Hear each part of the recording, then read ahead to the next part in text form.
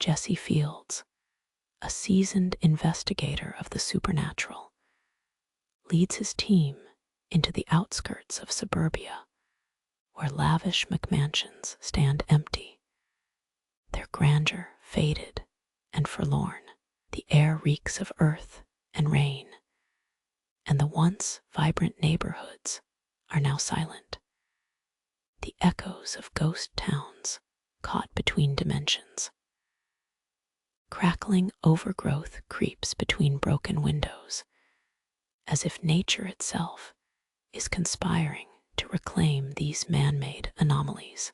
The car rolls to a stop under the dim halo of a flickering streetlight, and the group unloads their equipment, feeling the chill of expectation descend on them from the brooding trees that line the street. The team enters the decaying mansion, its ornate entry overwhelmed by the smell of mildew and rot.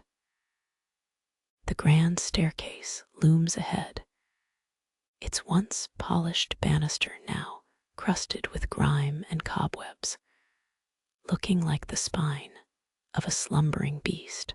The walls, stripped of their luxurious wallpaper, reveal the raw, peeling wood beneath, structures upon which hopeful futures were once built, now hollow and echoing with secrets. An unease settles heavily upon the group as they spread out, footsteps echoing, the creaking boards beneath them whispering stories of a time now lost. In the once spacious dining room, Ethan, the tech specialist, sets up the recording equipment. The opulent chandelier above, covered in dust and cobwebs, sways slightly, reacting to some unseen force. As he works, a cold breeze passes through him, making him shudder. The chill seems to have a voice, a series of subtle, indecipherable whispers that tug at the edge of consciousness, like ancient secrets begging to be heard. With every blink, Ethan could swear the shadows grow longer, stretching across the polished hardwood floors, like fingers reaching for something just out of reach. In one of the upstairs bedrooms, Clara, the team's empath, feels a presence so overwhelming it's as if the room itself is alive. Her skin prickles, and the air feels electric, charged with the dormant energy of what might have transpired here. The walls are covered in faded photographs, eyes staring blankly through time, judging and observing. She touches a photograph, and a violent vision of shadowy creatures crawling from the wallpaper floods her senses, a reminder of horrors lying just beneath the surface of the mundane. This place is more than haunted, it's desecrated. Corbin, a skeptical member of the team, scoffs at the uneasy ambience, though his bravado falters each time a creak or groan interrupts the silence. As he explores the basement, the stench of damp earth overpowers him. He finds old trunks, their contents rotted and barely distinguishable. In one, he uncovers a weathered diary.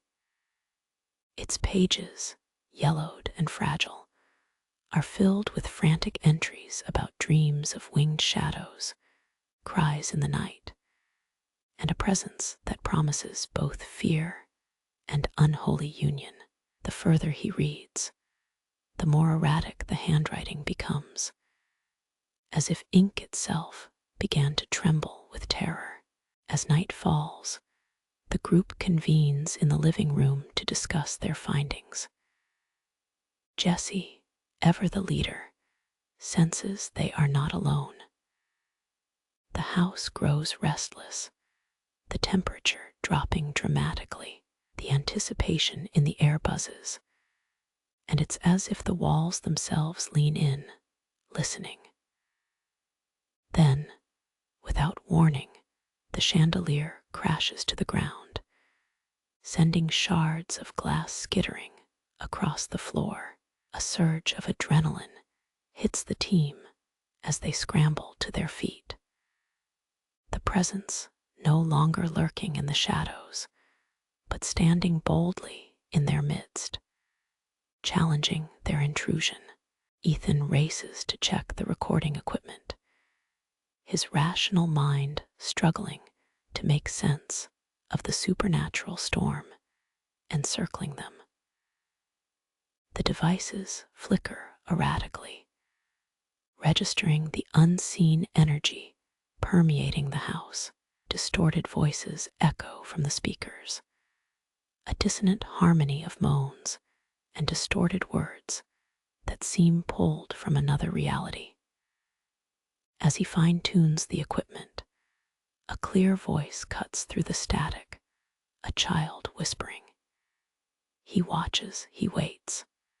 The message sends a shiver down his spine, and he looks to the others, faces pale in the dim light, finally understanding the magnitude of what they face.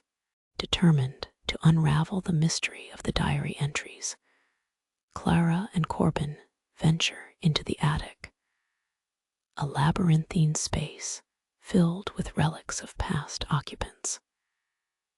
The air here is stagnant and heavy, laced with the scent of aged wood and dust.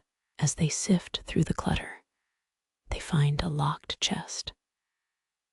When forced open, it reveals an assortment of odd curiosities: a crude drawing of a creature with leathery wings, a carved figure in twisted agony, and an old phonograph record labeled "Confession to the Devil."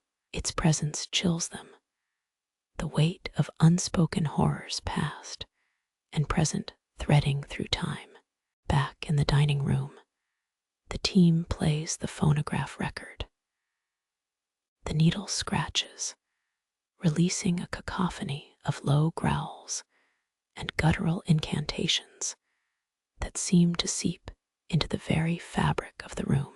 The voice speaks of a pact, a desperate invocation to the night skies, calling forth the entity now known as the Jersey Devil to haunt those who dared defile its lands. A chilling realization washes over them. They are in the midst of a fulfilled curse, a vengeful spirit woven into the suburban sprawl's very foundation. The terrifying truth festers, belying the calm surface of the neighborhood. Determined to end the horror, Jesse leads the team outside under the oppressive weight of the night sky. The neighborhood feels impossibly vast, the McMansions looming like silent witnesses to an unholy theater. They circle the property, torches carving paths through persistent darkness, seeking a resolution under the endless gaze of the moon. Suddenly, a distressing screech splits the air, a call not of human or beast, but a mix of both. Hair stands on end as they realize they've cornered the devil in its suburban lair. The creature of legend, now undeniably tangible.